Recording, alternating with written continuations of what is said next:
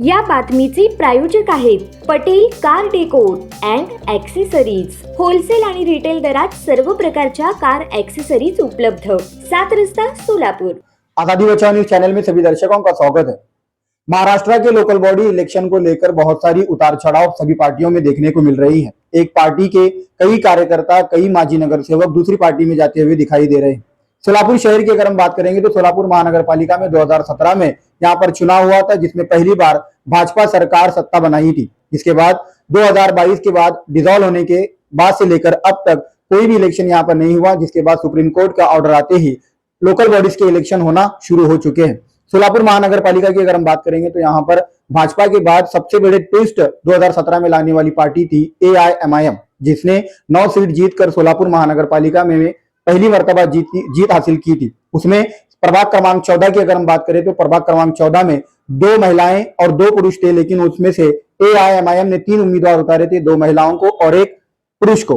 यहाँ पर तीनों ने जो है भारी जीत हासिल की थी, भारी वोटों से जो है भारी अंतर से जीत हासिल की थी। उनमें से एक थी हमारी वाहिदा शेख बापा, जिन्होंने भारी भरकम वोटों से यहाँ पर जीत हासिल की थी। लेकिन प्रभाग क्रमांक 14 में इस बार वो AIMIM पार्टी से ही लड़ने जा रही है, क्योंकि उनका काफी दबदबा जो है AIMIM पार्टी के अंदर रहा है। और साथ ही साथ सोलापुर महानगर पालिका की अगर हम बात करेंगे तो प्रभाग क्रमांक 14 में जितनी भी महिलाओं की सारी दिक्कतें आती हैं वो सामने लेकर जाती थी और उनको फेस करती थी। आज हम जानेंगे कि इस चुनाव में और पिछली बार चुनाव में उन्होंने क्या क्या निधि इस वार्ड के लिए लाई, क्या क्या काम किया और आने वाले समय में क्या कुछ करने वाले हैं। सबसे पहले तो आजादी बचाओ न्यूज चैनल में आपका बहुत बहुत स्वागत है। पहला सवाल के 2017 के चुनाव में AIMIM पार्टी से आपको भारी बहुमत मिला था और आपने जीत हासिल की थी। तो 2017 में से लेकर 2022 तक आपने क्या कुछ इस वार्ड के लिए किया, जरा हमारे दर्शकों को बताएं। अस्सलाम वालेकुम। सबसे पहले तो मैं आज़ादी बचाओ न्यूज़ चैनल का शुक्रिया अदा करती हूँ कि उन्होंने हमें इस लायक समझा। सबसे पहले जब 2017 में हम चुनकर आए 2017 में जब चुनकर आए तो ज़्यादा से जितना भी हमको बजट मिला, इसके अलावा बजट के अलावा हमने गली चौस्ती सुधारना का बजट इस्तेमाल किया, अन्ना भाव साठे का इस्तेमाल किया, नगर उस्तान का इस्तेमाल किया और माइनॉरिटी का बजट। ज़्यादा से ज़्यादा हमने बजट लाने की कोशिश की और हमारे जो भी बजट मिले पहले हमने ड्रेनेज का काम किया, ड्रेनेज के मसले हल किए। उसके बाद हमने पानी का मसला हल किया, फिर उसके बाद रोड का मसला हल किया, लाइट का मसला हल किए। इसी तरह हम स्टेप बाय स्टेप करते गए ताकि कोई उलट सुलट न हो। तो आज हमारे प्रभाग में जो अमृत योजना थी, अमृत योजना के भी हमने इस्तेमाल किया। अमृत योजना का जो नाले हैं, उन नालों की मीटिंग में जो पेंटर साहब 8 नंबर जोन में उन्होंने हमें बुलाया था, उस वक्त मैं अकेली ही वहाँ पर थी। 4 नगर सेवक में से मैं अकेली थी। तो मैंने हमारे प्रभाग में जितने भी नाले हैं और इसके अलावा बुधवार बाजार के नाले और जमखंडी पुल पर के नाले और सभी पुलों का मैंने उनको जिक्र किया।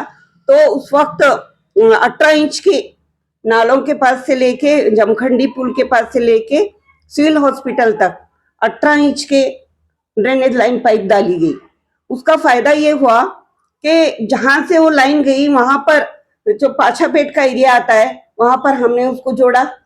जोड़ने के बाद पानी जाने में इजी होने लगा। फिर कालिका देवस्थान है, कालिका देवस्थान के पास से भी हमने लाइन को जोड़ दिया और इसकी वजह से जो है ना, जो राहुल गांधी झोपड़पट्टी का पानी रुकता था वो इतना इजी गया कि इतनी जोरों की बारिश आने के बावजूद भी पानी किसी के घरों में नहीं घुसा, घरों में नहीं घुसा पानी। हाँ, ओपन गटर है तो उसमें कचरा जाए कि वो बात अलग है, लेकिन घरों में बिल्कुल भी इतनी जोरों की बारिश आने के बावजूद भी ना नाले जमखंडी पुल पास के भरे और ना घरों में पानी घुसा। इसके अलावा लोगों की हमने बहुत मदद करने की कोशिश की। जब कोरोना का पीरियड आया तो कोरोना में लोग ऐसे परेशान थे, हर किसी को अपनी जान की पड़ी हुई थी। तो ऐसे में जब जो प्रेग्नेंट महिलाएं थी, जो बच्चे थे, हमारी बेटियां थी, जब वो डिलीवरी का पीरियड आया, दर्द से तड़पने लगे, कोई डॉक्टर उन्हें हाथ लगाने के लिए राजी नहीं था, कोई सब अपने अपने हॉस्पिटल को लॉक किए हुए थे। तो ऐसे में हमने जाकर चैनल पर हमने इंटरव्यू दिया कि अगर जितने भी कलेक्टर साहब को हमने निवेदन दिया कि जितने भी हॉस्पिटल है, प्राइवेट हो या गवर्नमेंट को हो,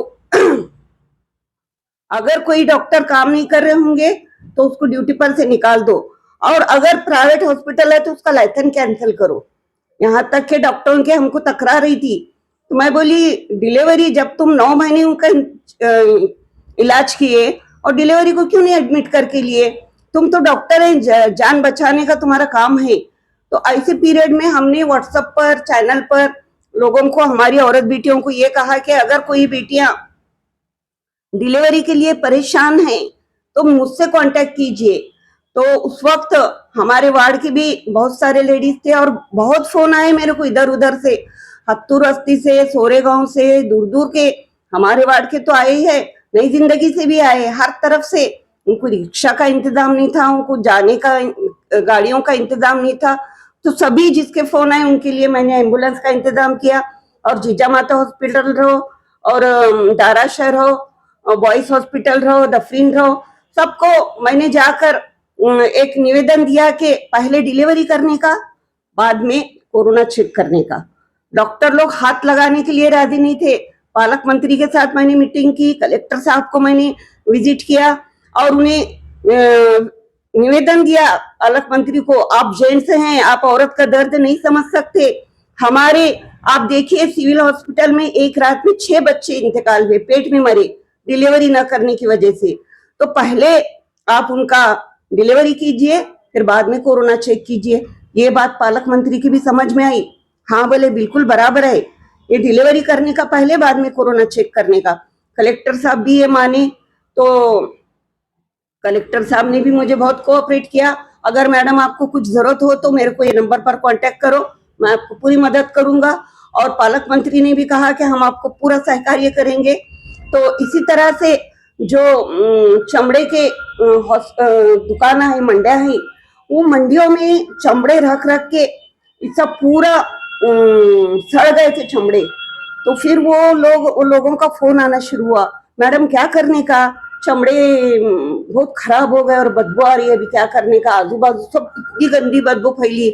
तो फिर मैंने आरोग्य निरीक्षक से बात किया, तो उन्होंने कहा सैनिटाइजर मारेंगे पहले। सैनिटाइजर वो चमड़ों के आसपास आजू बाजू मार के, वो दुकानों में, उनके गोडाउनों में सैनिटाइजर मारकर, पूरा मास्क लगाकर वो लोग पूरा चमड़ा वहां से हटाए और गोडाउन में जहां पर कचरे का ये है स्पॉट, वहां पर लेकर गए। तो ऐसे एक गोडाउन खाली करने के बाद टप्पे बाय टप्पे हर एक का फोन आने लगा कि मैडम हमारे पास भी चमड़े हैं, हमारे पास भी चमड़े। कम से कम आपको बताती यहाँ पर 20-25 मंडियां हैं, सबके मंडियों का चमड़ा मैं उठाने लगी। सब सड़ा गला था। मस्तान शेठ हैं, कामले साहब हैं, फिर अपने अखलाक शेठ हैं, सब बड़े बड़े जितने भी मंडियां हैं सबका चमड़ा हमने उठाया। तो और इसके अलावा जो लोगों को ऑक्सीजन की जरूरत थी, जिसको हॉस्पिटल में एडमिट नहीं करके ले रहे थे, वैसे लोगों को भी हमने एडमिट करवाया। आपने बताया कि कोरोना काल में आपने इतना काम किया, लेकिन सबसे इम्पोर्टेंट काम होती है कि बेसिक सुविधाएं जैसे कि लाइट, पानी, सड़क, ड्रेनेज की समस्याओं में आज भी देखा जाता है कि पेंटर चौक में, यहाँ से हम थोड़े दूर चले जाएंगे तो पेंटर चौक में आज भी बरोबर चौक के अंदर ही एक ड्रेनेज की लाइन हमेशा बार बार चौकअप होती है, जिस कारण उसका सारा गंदा पानी भारतीय चौक तक चला जाता है। जब हमने ये बात रियाज करा दी थी कहीं, तो रियाज करा दी ने कहा कि वो मेरे हिस्से में नहीं आता। हमने जब तौफीक अत्तुरे साहब से कहा कि ये आपके हिस्से में आता, तो उन्होंने आपके हिस्से में नहीं आता कहा। तो आएगा तो वो किसके हिस्से में, अगर वो काम करेंगे तो कौन करेंगे। ड्रेनेज की समस्या एक दिन की नहीं है, वो का हर हमेशा वो ड्रेनेज। देखिए ड्रेनेज जो है, अगर कोई कहता है कि हमारे हिस्से में नहीं तो नहीं, लेकिन मैं ये कहती हूँ कि मेरे हिस्से में पूरा हिस्सा आता है, पूरा मेरा प्रभाग मेरे हिस्से में आता है। कहाँ का भी हो, दूर सात रास्ते के भी अगर मेरे को फोन आए तो मैं उनके मसले हल की हो, और जहां पर भी हो, ये मेरा नहीं करके हम उड़ा नहीं सकती ये बात को। ये जो ड्रेनेज लाइन का मसला है, ये स्मार्ट सिटी में से हुआ है ड्रेनेज लाइन का ये, और उसको एक कॉन्ट्रैक्टर बीजेपी का ही था, उसने कॉन्ट्रैक्ट लिया है। तो परसों जो है ना, उसमें इतना बड़ा पत्थर निकला, पत्थर उसकी तरफ से पूरा अड़ता था ड्रेनेज लाइन। फिर स्मार्ट सिटी वालों का काम बिल्कुल भी बराबर नहीं था। ये हम बार बार शिकायत करें, अभी भी वहां पर कुछ तो प्रॉब्लम है, तो हम पूरा जेसीपी देखने की कोशिश कर रहे हैं। एक बार पेंटर साहब तो आकर पूरा जेसीपी लेकर दिन भर हम बैठे थे, हालांकि उधर का एरिया अमरपुदाले का आता है। तो मैं बोली उधर इधर नहीं, ये भी हमारा चाहिए, वो भी हमारा चाहिए, लेकिन दोनों का पानी गंदा निकालना बहुत जरूरी है। पेंटर साहब भी कुर्सी डालकर बैठे, हम भी कुर्सी डालकर बैठे, दिन भर जो मसला है अंदर देखे तो उसको पूरा प्रॉब्लम सॉल्व किए। तो जानबूझकर भी कुछ लोग अंदर डालने की कोशिश कर रहे हैं। यानी अभी इलेक्शन नजदीक आ रहा है, अभी हमारा पीरियड खत्म होके भी 4 साल हुआ, तो अभी हमारा काम जारी है। मैं आज तक किसी भी नागरिक को ये नहीं बोली कि नहीं हमारा पीरियड खत्म हुआ, मैडम हमारी ड्रेनेज भरी, हमारी लाइन भरी, आज पानी नहीं आ रहा है, यहाँ की लाइट बंद है, ठीक है, मैं बोलकर चालू करती हूँ। लेकिन मैं कभी भी ऐसा नहीं बोली कि ये हमारा वार्ड नहीं आता, ये हमारा एरिया नहीं आता। ये सब गलत है, बोलना गलत है। इंशाल्लाह स्मार्ट सिटी के जरिए जो बना हुआ है वो काम हम दुरुस्त करने की कोशिश कर रहे हैं, उस पर मेरा ज्यादा ध्यान है।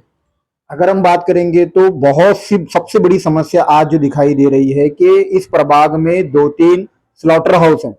स्लॉटर हाउस के पास आसपास इतनी गंदगी फैली हुई है, तो इन चारों नगर सेवकों ने आज तक उस स्लॉटर हाउस के पास की गंदगी को क्यों नहीं दिया? क्योंकि राहुल गांधी झोपड़पट्टी के पास जो स्लॉटर हाउस है, वहां पर अशफाकुल्ला हॉल खा के सामने वो जो स्लॉटर हॉल है, स्लॉटर हाउस है, वहां पर इतनी गंदगी है, चारों नगर सेवकों में से पूरे 5 साल बीत गए और 3 साल ऐसे ही बीत गए, तो आज तक वहां की गंदगी साफ क्यों नहीं हुई? वहां पर एसआई को बोलकर हमने पूरी सफाई की थी, लेकिन पब्लिक है मानती नहीं।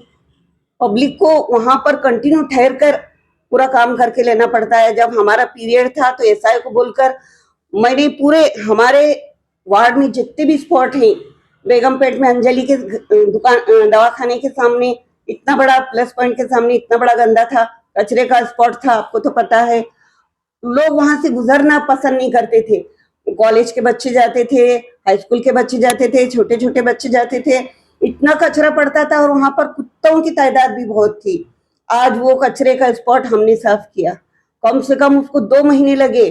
और वार्ड के लोग जो गोश्त की दुकान वाले हैं, वो अपने गोश्त की दुकान का पेटने का पूरा लाकर वो कचरे के पर डालते थे।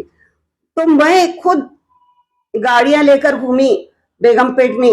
मैं बोली अगर तुम हर गोश्त की दुकान वाले को बोली कि तुम्हारे जो जानवर का पेट में का जो है तो इसमें डालो तुम, ये गाड़ी रोज आएंगी। एसआई को लेकर मैं उतना इंतजाम की हूँ। बेगमपेट, जुम्मापेट दोनों तरफ का हमने इंतजाम किया। जुम्मापेट का भी बेस पर लाकर फेंकते थे वो लोग, तो वहां पर इधर से छोटी गाड़ी जाती और उधर से पीछे से बड़ी गाड़ी जाती। वहां पर भी मसला हल हुआ, कचरे का स्पॉट वहां भी बंद हुआ। जीजामाता हॉस्पिटल है, जीजामाता हॉस्पिटल के बाहर कितना कचरा पड़ता था। उधर सामने बगीचा है, इधर हॉस्पिटल है, पेशेंट होते हैं डिलीवरी के, उनको इन्फेक्शन होने का डर है, खतरा है। तो वहां पर मैंने बाकड़े रख के पूरा कट्टा बनाकर बाकड़े रख के वहां पर कंटिन्यू एसआई के पीछे लगकर वहां पर कचरा स्पॉट बंद किए।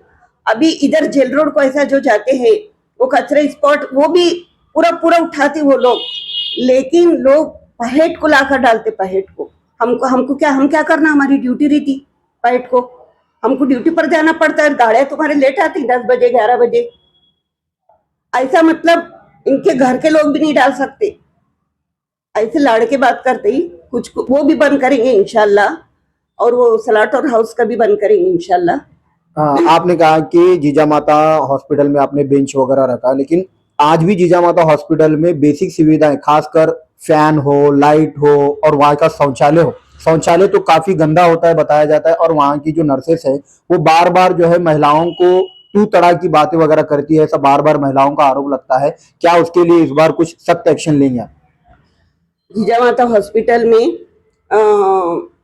ये जो शौचालय है इसको हमने रिपेयर किया, पूरा नीचे के शौचालय को, और ऊपर जो शौचालय थे तो उसको डोर नहीं थे, डोर और वो बंद थे, चालू नहीं थे। वो नए बनाए लेकिन दरवाजे नहीं बिठाए, उसके तरफ से चालू नहीं किए थे।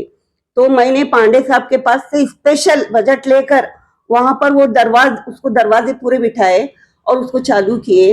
और ऊपर जो टाकी थी वो टाकी भी ऐसा गलती थी, पानी नीचे आता था, उसको दुरुस्त किए, और नीचे के शौचालय भी दुरुस्त किए। और जो लेबर रूम है, लेबर रूम इतना गंदा रहता था, लोग वहां पर पेशेंट आने के वास्ते खिंदराता था। तो लेबर रूम को इतना अच्छा साफ किए, उसको 2 लाख बजट रख के पूरा फर्शी बिर्शी सब पूरा बदल के उसको कलर करके उसको कर्टन में बिठाया हमने। मैं मेरे बजट में से सब पूरा इंतजाम की और पूरे हॉस्पिटल को भी मैंने कलर किया। उसका बजट मेरे पास खत्म हुआ था बजट, तो मैं बेरिया साहब को रिक्वेस्ट की, साहब आपके बजट में से मेरे को 2 लाख रुपए दो, मेरे को जरूरत है जीजा। तो उन्होंने बोले पहले क्यों नहीं मांगे, लो चलो मैं देता हूँ। बोले 2 लाख का लेटर उन्होंने दिए कलर के लिए। कुछ भी हो इधर उधर से लाकर मैं जीजा माता को अच्छा खास स्पेशल बनाने की कोशिश की हूँ। आज बहुत पेशेंट आते हैं वहां पर, और इंशाल्लाह अभी 4 साल से तो हमारे पास बजट नहीं है। इंशाल्लाह आगे और चुन कर आने के बाद वहां पर बहुत अच्छा बच्चों का हॉस्पिटल बनाएंगे। पीछे साइड में जगह है, कोशिश करेंगे इंशाल्लाह। अब ये तो हो गया आपके काम के बारे में, लेकिन AIMIM पार्टी में जिस वक्त 2019 का चुनाव था, तो 2019 के चुनाव में पार्टी पूरी तितर बितर हो गई। तो जो पहले के शहर अध्यक्ष थे पहलवान, उनके साथ आपके रिश्ते कैसे हैं? और आपके जो फारूक शाब्दी जो शहर अध्यक्ष हैं, जिला अध्यक्ष भी उन्हें कहा जा रहा है, तो इनके साथ आपके ताल्लुकात कैसे हैं? क्योंकि उन्होंने क्या आपको जबान दी है कि आने वाले समय में आप ही को टिकट दिया जाएगा, या फिर कुछ बात हुई है आपकी?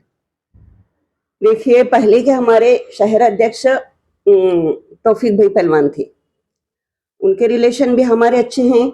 आज वो पार्टी छोड़कर गए, इसका मतलब हमारे रिश्ते खराब नहीं हुए। वो मेरे भाई हैं और मैं उनकी बहन हूँ। हमारा बहन भाई का रिश्ता तो हमेशा कायम रहेगा। तौफीक भाई कौन सी भी पार्टी में रहेंगे, अल्लाह उन्हें सलामत रखे।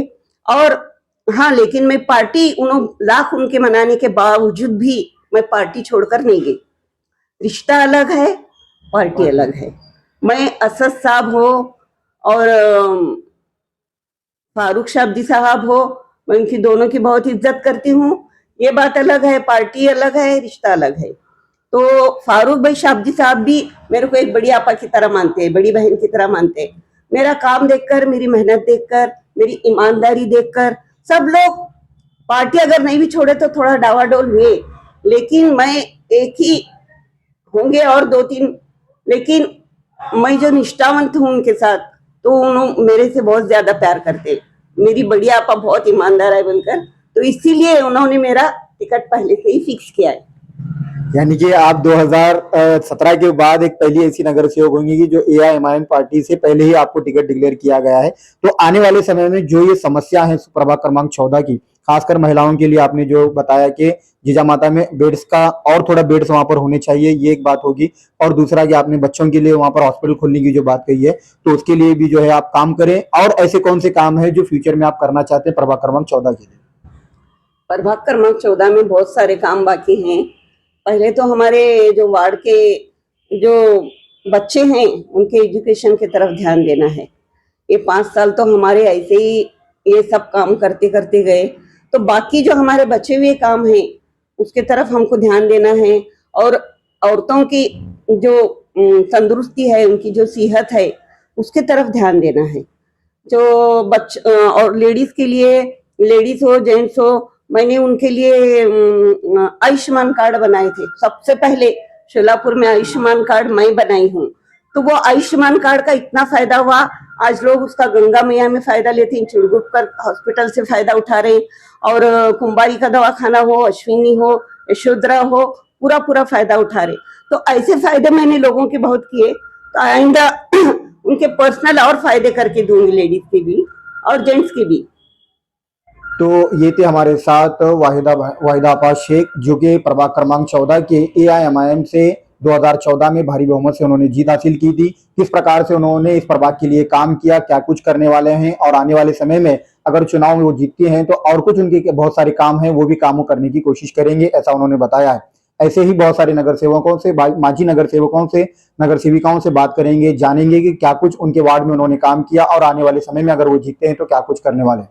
कैमरा पर्सन यासीन शेख के साथ मैं आकिब मर्गी, आजादी बचाओ न्यूज के लिए। जय हिंद।